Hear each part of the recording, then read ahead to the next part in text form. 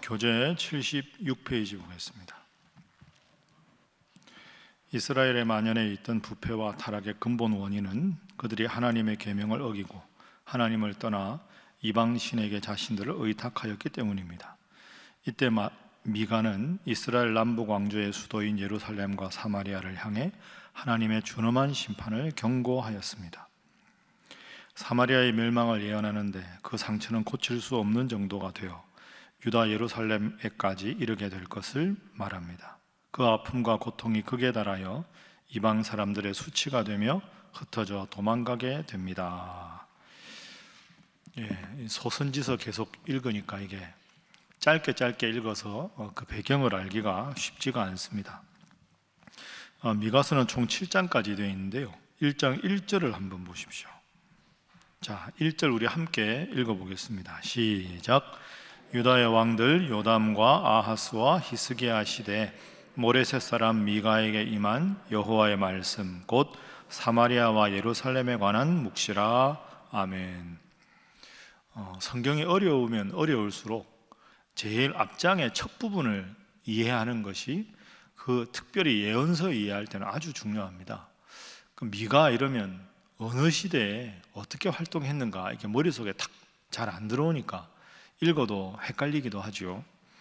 자, 1장 1절에 보면 미가가 활동한 시대가 유다의 왕들 요담, 아하스, 히스기야 시대 이렇게 되어 있습니다. 그러니까 이걸 그 서기로 환산을 하면 기원전 750년부터 기원전 687년까지입니다. 그러니까 기원전 750년부터 687년. 자, 그러면 그 상황을 한번 생각해 보십시오. 이스라엘이 한 나라였다가 쭉 120년을 내려오다가 두 나라로 분열이 되죠. 남유다, 북이스라엘. 북이스라엘이 몇 년도에 망합니까?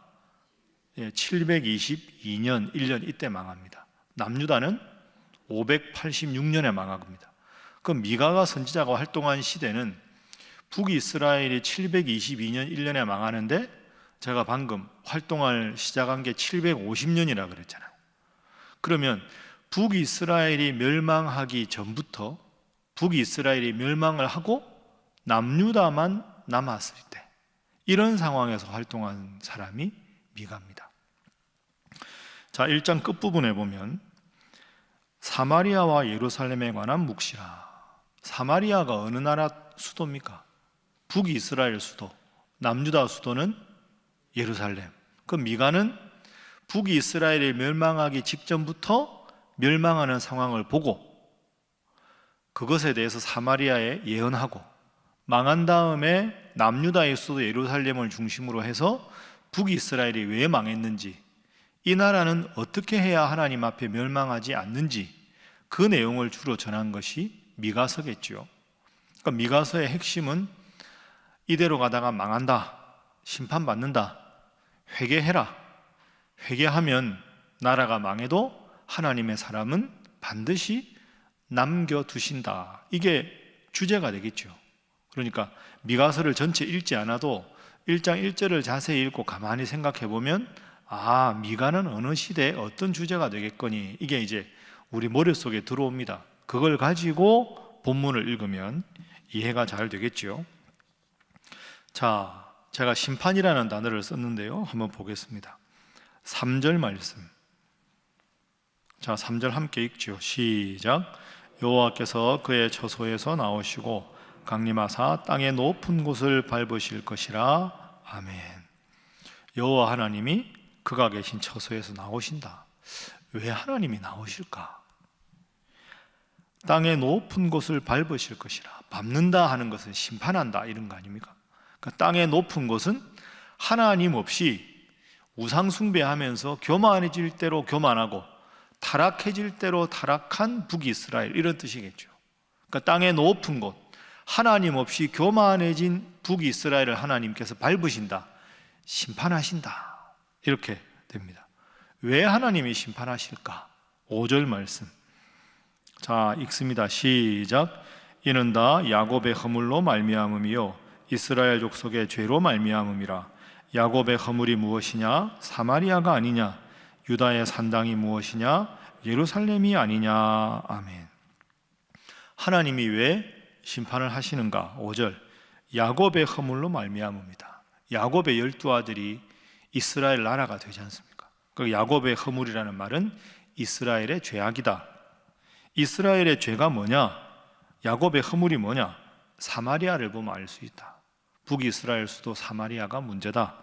남유다의 수도 예루살렘이 문제다. 근데 그 사이에 산당이라는 단어가 나옵니다. 산당에서 뭐 했을까요? 우상 숭배한 겁니다. 성전하면 하나님께 제사하고 예배드리는 곳, 산당하면 산에 지은 집은 우상에게 절하는 곳입니다. 그러니까 하나님은 지금 북이스라엘을 멸망시킬 것이다. 남유다도 예배가 아니다. 이유가 뭐냐? 하나님을 저버리고 우상을 섬겼기 때문이다. 이게 미가서 전체 주제입니다. 그래서 첫 번째 오늘 기도 제목이자 교훈은 하나님을 섬기지 않으면 망한다 하는 것입니다. 하나님을 섬기지 않으면 망한다. 사실은 예가서 전체, 예언서 전체의 주제가 이거죠. 하나님 잘 안 섬기면 망한다. 그건 하나님이 속이 좁아서가 아닙니다. 늘 말씀드리지만 내가 출애굽까지 시키고 한 게 얼만데 너희가 나를 안 섬겨? 못된 것들 망해봐라, 이런 뜻이 아닙니다. 하나님이 그렇게 속 좁은 하나님이면 처음부터 인류를 창조하지 않으셨겠죠. 그런 속 좁은 하나님이면 예수님을 보내셔서 구원하실 이유가 없습니다. 하나님께서 심판하시는 이유는 하나님만이 행복을 주실 수 있는데 그 행복의 근원을 버렸기 때문이죠. 예레미야 2장 말씀 기억하십니까? 이 백성이 두 가지 죄를 범하였다. 첫 번째는 생수의 근원인 나를 버렸다. 두 번째, 생수의 근원이 없으니까 목이 마를 거 아닙니까? 그래서 스스로 웅덩이를 팝니다. 그런데 그것은 물을 가두지 못하는 헛된 웅덩이다. 내가 이 세상을 창조하고 너희들을 지켜주고 늘 너희에게 복을 주려고 준비하고 있는데 한사코 나에게서 등을 돌렸다. 등을 돌려도 복이 필요한데 그 복을 줄 수도 없는 이방신을 섬기면서 물을 공급하지 못하는 그 썩은 물이 있는 웅덩이 물을 자꾸 먹으니 너희가 이대로 가다가는 죽을 수밖에 없다. 그래서 내가 수술하듯이 너희를 심판할 수밖에 없다. 이대로 가면 죽으니까. 그게 하나님께서 하시는 말씀입니다. 여러분, 하나님을 떠나면 망한다는 말은 하나님만 바라보면 살 수 있다 하는 뜻입니다. 그러니까 미가가 계속 외치는 말씀도 제발 지금이라도 하나님 바라보자. 그래야 하나님이 행복을 주신다, 이런 뜻입니다. 여러분, 세상에 태어나서 제일 잘한 일이 무엇입니까? 하나님을 믿는 일인 줄로 믿습니다. 기독교는 여러 종교 중에 하나가 아닙니다. 기독교만 생명의 종교, 구원의 종교인 줄로 믿습니다. 우리 인간의 삶을 생각하면 우리는 다 지금 살아 있습니다. 살아 있다 이렇게 말하죠. 죽으면 죽어 없어진다 이렇게 말합니다. 그러니까 우리는 오늘 살아있는 걸 기준으로 보면 태어나기 전 없었습니다. 없었고 지금 살고 있고 죽으면 앞으로 없어질 겁니다. 천국 가겠지만 세상에서. 그럼 우리 인간의 삶은 없었다가 있고 없어질 겁니다. 그렇죠? 그런데 인간이 모든 지혜는 이 있는 삶을 어떻게 살까에만 제한되어 있습니다. 그러니 내가 없었다가 어떻게 있게 됐는지는 어떤 지혜자도 말할 수 없습니다. 있다가 죽어 없어질 텐데 이 없어지는 이후의 삶은 아무도 말할 수 없습니다. 그런데 예수님은 하나님과 함께 계시다가 이 세상에 오셨기 때문에 없었다가 계신 분이죠. 그래서 우리의 구원자가 되는 겁니다. 공자나 석가나 마호메시나 소크라테스나 그 어떤 지혜자도 태어나서 죽을 때까지 인생을 어떻게 살 것인가에 대한 지혜는 주지만 어디서 와서 어디로 가는가에 관한 궁극적인 지혜는 그 어떤 종교도 줄 수 없는 거죠. 그러니 하나님은 내가 너를 창조했다, 내가 너를 지킨다, 내가 너를 구원한다, 내가 너를 심판한다, 천국으로 인도할 것이다, 이 말씀이 성경 전체의 주제인 이유가 그렇기 때문에 너희 인생에 오직 행복을 줄 수 있는 것은 나밖에 없다. 나를 믿으면 살 것이다. 나를 바라보지 않으면 살 수가 없다. 이걸 동일하게 미가도 외치는 거죠.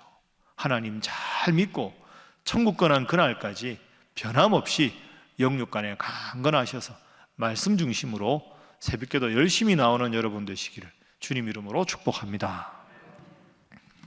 자, 그러면 오늘 말씀을 누구에게 전했는가? 1장 2절 말씀입니다. 2절, 자 2절도 함께 읽습니다. 시작. 백성들아 너희는 다 들을지어다. 땅과 거기에 있는 모든 것들아 자세히 들을지어다. 주 여호와께서 너희에게 대하여 증언하시되 곧 주께서 성전에서 그러하실 것이니라. 아멘. 따라합니다. 백성들아 너희는 다 들을지어다. 모든 백성들아 하나님의 이 예언의 말씀을 들으라 하는 겁니다. 그 두 번째 교훈은 모두에게 하나님의 말씀을 전하게 하소서 하는 것입니다. 모든 사람 모두에게 하나님 말씀을, 일부 예언자나 일부 목회자나 일부 지도자만 아니라 모두가 하나님 말씀을 들어야 한다. 백성들아 너희는 다 들을지어다. 땅과 거기 있는 모든 것들아 자세히 들을지어다. 그러니까 하나님 말씀을 듣지 않고도 잘 살 수 있는 사람은 아무도 없다. 위정자들 탓이다. 교회 지도자들, 정치 지도자들, 종교 지도자들 탓이다. 그렇게 돌리지 말아라. 이 심판은 모두에게 임한다. 나와 관계없는 일이라 생각하지 말고 내가 지금 우상 섬기지 않는가? 내가 지금 하나님으로부터 온전히 인정받는 믿음 생활을 하고 있는가? 스스로 돌이켜라. 당대 백성들 뿐 아니라 오늘 이 새벽에 말씀을 읽는 우리에게도 너희 모든 신일교회 성도들아 나의 말을 들을지어다. 그렇게 오늘 우리에게도 내가 정말 하나님 중심으로 살고 있는가? 나에게는 우상 숭배 요소가 없는가? 돌이키라 하는 거죠. 어제 우리가 요나서 말씀을 읽었습니다. 여러분 다 기억하시죠? 니느웨 아수르 수도입니다. 큰 도시입니다. 사흘 길을 걸어야 어느 정도 말씀을 전할 수 있는데 요나가 하기 싫어가지고 딱 하루만 말씀을 전했다. 그리고 왕궁에도 찾아가지 않고 그냥 일반 백성들에게 말씀을 전했다. 말씀 전하고 회개하고 나는 걸 보니까 속이 뒤틀립니다. 요나가 참 요나가 못난 사람이죠. 말씀을 전해 놓고는 말씀대로 회개하니까 그걸 보고 또 이 배가 아파가지고 저 나라 망해야 되는데 진짜 하나님 너무하네 그러고 있습니다. 참 변변치 않은 사람입니다. 요나는 우리가 보기에. 근데 문제는 뭡니까? 정말 변변치 않고 억지로 마지 못해서 하나님 말씀을 전했는데 그 말씀 자체가 능력이 있어서 니느웨 사람들이 회개한 겁니다. 말씀 자체가 능력이 있다. 말씀을 전하는 사람이 부족해도 변변치 않아도 여러분 가정에서 시간 내서 아이들하고 가정예배 드릴 때 그럴 때 있죠. 오늘은 가정예배를 꼭 드려야 되는데 설교라고 하긴 해야 되는데 내가 성경 아는 것도 없고 그냥 성경 읽고 그냥 기도하고 그래도 괜찮습니다. 왜? 요나를 기억해 보십시오.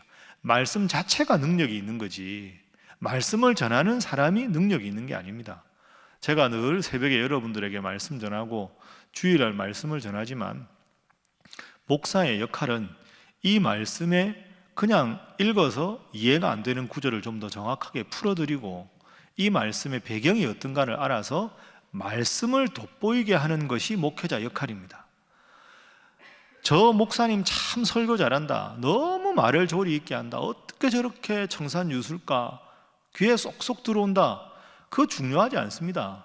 혹시 여러분 귀에 제 설교가 쏙쏙 들어오는 건 제가 조리 있게 말을 잘해서가 아닙니다. 말씀 자체가 능력이 있는 거죠.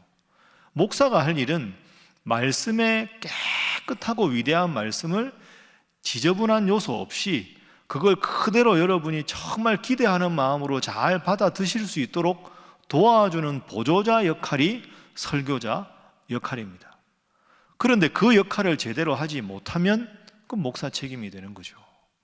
다 말씀을 들으라. 이게 중요합니다. 말씀이 능력이 있기 때문에 그렇습니다. 이번 주에 온세대 예배 한다고 여러분 여러 번 광고 드렸습니다. 열심히 기도하십시오. 그리고 여러분 늘 말씀드리는 대로 가족들 예배 드리지 않으면 부담스러우면 오랜만에 육개장 먹자 그러고 오십시오. 애들하고 사진 찍는데 아빠가 사진에 얼굴 없으면 되겠냐고 가족 사진 찍으러 가자 그러고 오십시오. 예배 드리자 그게 중요하다 그렇게 해서 들을 수 있는 분이면 더 좋은데 그래서 부담스러워하는 분들은 이런 계기를 만드는 겁니다. 그래도 애들을 손잡고 그래 1년에 한 번이라도 예배당이라도 가자 오랜만에 한번 가보자. 그러니까 교회당에 올 수 있는 계기를 만드는 게 교회가 할 일이죠. 그렇게 해서 예배 드리다 보면 그 딱딱하게 굳은 심정이 하나님의 말씀 듣다가 어느덧 싹 눈노뚝이 녹아지고 야 내가 이렇게 기도하지만 우리 남편은 평생 앞으로도 교회 다닐 가능성은 없어 보인다. 그래도 우연히 따라왔는데 그날따라 하나님께서 특별한 은혜를 베푸셔서 그날이 계기가 돼서 하나님 잘 믿을 수 있는 거죠. 온세대 예배를 하고 함께 예배 프로그램을 짜고 이것도 다 계기를 통해서 요나는 부족했지만 말씀의 능력으로 12만 명 니느웨 사람들 좌우를 분별하지 않는 사람만 12만 명이니까 최소 5, 6만 명이 되는 사람이 구원 얻은 것이 하나님의 능력입니다. 다 나와서 늘 시와 때를 분변치 않고 말씀 읽고 기도해서 말씀의 능력으로 기도의 능력으로 찬양의 능력으로 든든한 삶을 살아가는 여러분 되시기를 주님 이름으로 축복합니다. 자, 세 번째 우리 말씀 또 읽어보겠습니다. 자, 그렇게 1장 7절까지 말씀을 하고요 1장 8절 이하에 보면 유다에 대한 말씀을 전합니다. 자, 1장 9절 말씀입니다. 자, 9절 함께 읽습니다. 시작. 이는 그 상처는 고칠 수 없고 그것이 유다까지도 이루고 내 백성의 성문 곧 예루살렘에도 미쳤음이니라. 아멘. 처음에 제가 미가서 배경을 말씀드릴 때 북이스라엘 멸망하기 직전 회개하지 않으면 망한다. 그러니까 주로 사마리아가 수도니까 사마리아의 말씀을 전하다가 미가가 9절에 보면 이는 그 상처는 고칠 수 없고 우상 숭배해서 온갖 만신창이가 된 나라의 상처는 고칠 수가 없고 그 북이스라엘과 사마리아의 죄가 어디까지 이르렀다? 유다까지 이르렀다. 유다의 수도가 어디입니까? 예루살렘. 내 백성의 성문 곧 예루살렘에도 미쳤다. 예루살렘에도 우상 숭배하고 온갖 죄를 지어서 너희들도 얼마 가지 않아 망할 수 있다. 북이스라엘이 조만간 망할 텐데 잘 살펴보아라. 북이스라엘만의 일이 아니라 너희의 일이 될 수도 있다. 이게 하나님 미가에게 주신 심판입니다. 10절 가드에 알리지 말라. 가드라는 도시가 나오죠. 11절 사빌 주민아. 12절 마롯 주민. 13절 라기스 주민. 15절 마레사 주민. 이런 도시들은 남유다의 도시들입니다. 그러니까 지금 미가의 관심을 알 수 있죠. 북이스라엘 이대로 가면 금방 망한다. 그럼 남유다 사람들은 우리는 괜찮겠구나. 아니다. 당신들도 다 망한다. 북이스라엘과 똑같지 않느냐. 이렇게 지금 이해합니다. 그럼 미가가 지금 남유다 백성들에게 이 말씀을 전하는 의도가 뭘까요? 이런 거죠. 북이스라엘 망하겠다. 미가가 저렇게 예언하네. 남유다 사람들은 강 건너 불 보듯이 저 나라는 망한다. 우리는 괜찮다. 미가가 딱 고개를 돌 그렇지 않다. 저 북이스라엘이 망하는 걸 잘 보면서 왜 망하는지를 생각하고 저 망하게 되는 우상 숭배와 온갖 죄가 남유다에 없는지 스스로 돌아보라.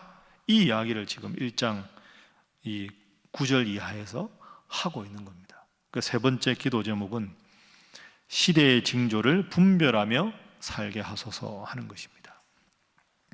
시대의 징조를 분별하며 살게 하소서. 그러니까 내 인생에 벌어진 일이 아니어도 내 이웃에 벌어지는 일, 이 나라에 벌어지는 일, 다른 교회 하는 일, 우상 숭배자가 망해가는 것, 그런 걸 보면서 나만 잘하면 된다가 아니라 하나님 잘 믿던 분인데 저렇게 하면 하나님께 심판을 받는구나. 아무리 힘들고 어려도 저분처럼 열심히 기도하고 하나님 바라보면 하나님 복을 주시는구나. 그렇게 나와 하나님의 관계뿐 아니라 다른 시대를 보면서 다른 사람들의 삶을 보면서 그걸 나와 연결해서 생각할 수 있는 것이 필요하다 하는 것이 오늘 본문입니다. 남유다의 성읍들은 북이스라엘이 망해가는 과정을 보면서 나는 하나님을 떠나지 않고 있는가? 나는 지금도 하나님 곁에 서 있는가? 이걸 잘 생각해야 합니다. 이제 새로운 대통령이 취임했습니다. 바라는 건 여당과 야당이 바뀌었지 않습니까? 다 우리나라 정치 보면 야당일 때 막 해놓고 여당 되면 갑자기 보호하고, 여당일 때는 막 보호했다가 야당이면 똑같이 하고, 그거 참 미성숙한 문화입니다. 역지사지라고, 내가 저 위치에 있을 때 뭐가 제일 힘들었던가, 내가 내 위치에 있으면 정말로 비난받을 일을 안 해야 될 게 무언가, 이래야 정치가 발전하고 인간의 삶이 다 그런 것 아니겠습니까? 오늘도 여러분 살아갈 때 여러분 홀로 사는 사회가 아닙니다. 다른 분 말씀하는 걸 보면서 아, 참 저분의 훌륭한 점 주님 저도 본받게 하옵소서. 아, 저런 모습은 나에게 없는가? 내 허물이 아닌가 돌아보게 하여 주옵소서. 아, 전쟁이 있는 이 가득한 우크라이나를 보면서 그래도 평화가 얼마나 소중한지 감사하게 하여 주옵소서. 시대를 바라보고 다른 사람들의 삶을 바라보고 대화를 통해서 많은 것을 배워서 내가 더 성숙하는 그런 계기가 되어서 하나님의 심판이 아니라 하나님 정말 원하시는 삶만 살아서 복의 복을 누리고 늘 형통한 삶을 살아가는 여러분 되시기를 주님 이름으로 축복합니다. 기도하겠습니다. 하나님, 모든 문제 해결책을 하나님과 나의 관계를 통해 찾게 하시고, 그리고 시대의 징조를 늘 분별하며 살게 하여 주옵소서. 북이스라엘과 남유다가 심판을 받는 요소가 나에게 없는가 돌아보게 하시고, 하나님 또한 이번 주일 온 세대 예배를 드립니다. 이 일을 통하여 하나님을 다시 믿는 믿음을 온전히 회복하도록 우리가 가족들을 권면하고 구역 식구들을 권면하며 믿지 않는 자들을 권면하여 예배를 통하여 하나님을 잘 믿어 하나님 앞에 복의 복을 누리는 귀한 예배 되게 하시고, 준비에 소홀함이 없게 하시고, 열심히 준비하는 모든 분들에게 은혜와 기쁨이 넘치도록 역사하여 주옵소서. 다 함께 주님 앞에 기도하겠습니다. 주여 믿습니다. 주여 믿습니다. 주여 믿습니다.